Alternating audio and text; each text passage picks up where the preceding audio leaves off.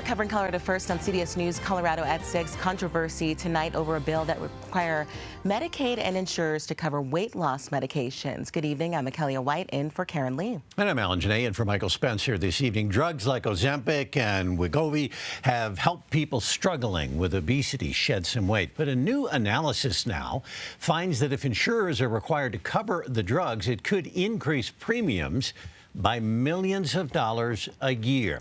Your political specialist, Sean Boyd, joins us in the studio now. And Sean, that analysis came under fire today. Yeah, lawmakers on both sides of the aisle raise questions about this analysis. While state law requires an actuarial analysis of legislation to include both the costs and savings, this analysis looked only at the costs. Critics suggest it was designed to undermine the bill. Of all the bills that I've done, this is by far the most personal.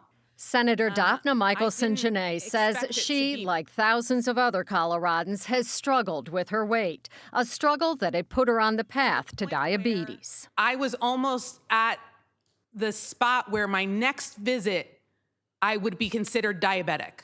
That's when her doctor prescribed Wegovy, one of about a half dozen new anti-obesity drugs. The cost, about $1,000 a month, covered by her insurance. Which gave me access to a life-saving, life-altering medication. But most insurers and Medicaid don't cover anti-obesity drugs. A bill by Michaelson-Janae and Senator Joanne Janal would force them to cover the medicines, as well as bariatric surgery and behavioral and lifestyle therapy. Fiscal analysts estimate the bill would cost the state $86 million in Medicaid the first year alone. Doctors warned the analysis was skewed. Because it assumes that every patient goes on an expensive injectable medication, and it does not model any of the downstream savings from treating obesity.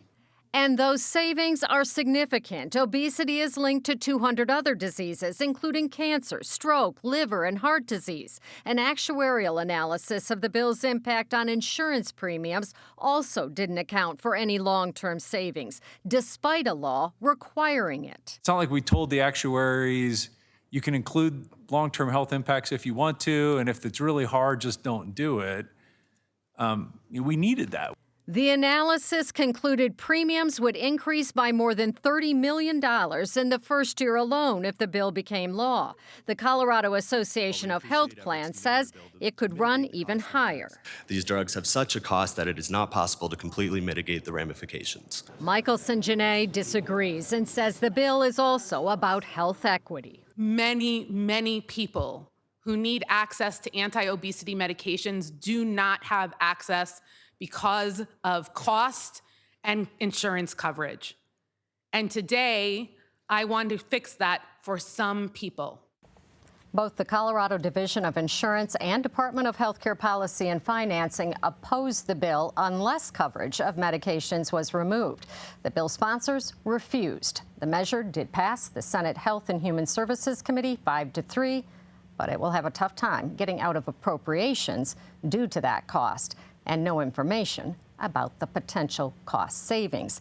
In their analysis, the actuaries suggested it would be too complicated to estimate the cost savings, even though state law requires that. And Sean, do all these drugs cost $1,000? No, and that's, the point that the doctors that testified today said, some of these drugs are $10 a month. So the analysis looked at the most expensive drug of all and assumed a large number of people would be on it.